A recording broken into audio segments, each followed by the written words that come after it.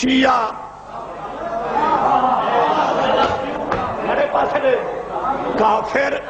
کافر شیعہ کافر نہیں سمجھے کافر کافر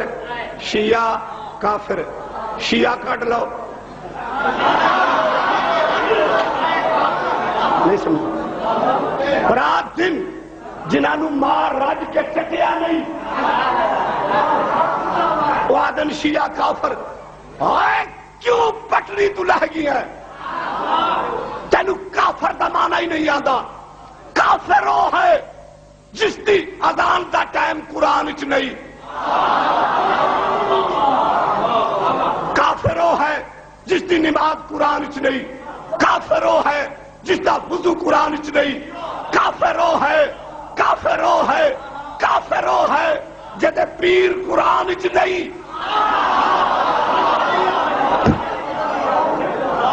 کافر وہ ہے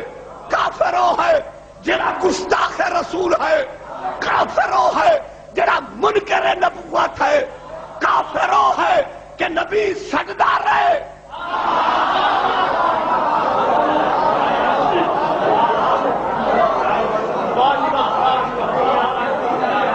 آؤ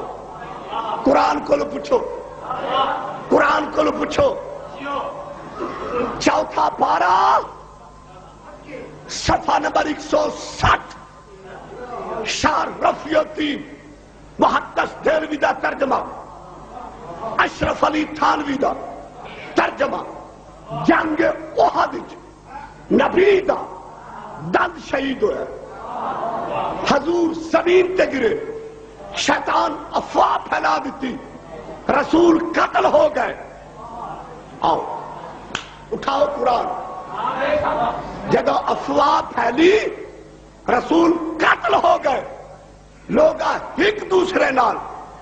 منہ جوڑے کیا ہوا نبی نہیں رہے تو عقیدہ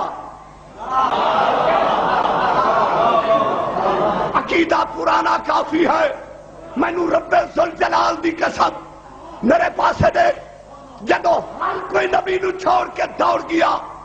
علی کھڑے رہے میرے پاس دے جدو ہر کوئی دوڑ گیا علی کھڑے رہے برادران اسلام دی کتاب تفسیر ابن کثیر جلد نمبر 4 صفحہ نمبر 319 مطبوعہ مصر ورقے دا کھبا پاسا 17ویں صدر تفسیر مدری صفحہ نمبر 152 ورقے دا سجا پاسا 9ویں صدر برادران اسلام دی کتاب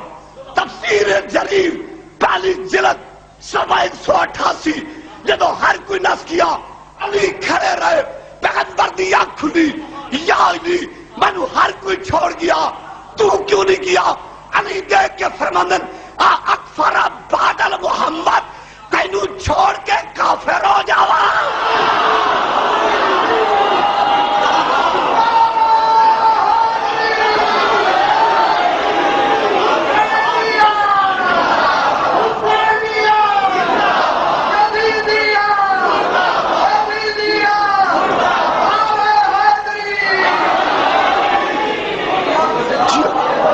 سلامت رہو میں تینو چھوڑ کے کافر ہو جاواں شیعہ نو کافر آکھن والی کمپنی جڑے نبی نو چھوڑ کے گئے انہاں دا دوبارہ نکاح ہویا ہے پیغمبر دیکھ کے فرماندن یا علی نہیں جان ہر ایک نو پیاری ہے ہر کوئی اپنی جان بچا کے دوڑیا ہے تو کیوں نہیں کیا علی دیکھ کے فرماندے واللہ بعد محمد قسم و ذات پاک دی جس نے قبضہ قدرتی میں علی دی جان ہے ساری دنیا بھی بدل جائے میں علی نہ بدلا گا یا میدان مر جا سا یا دین محمد نو قائم کر کے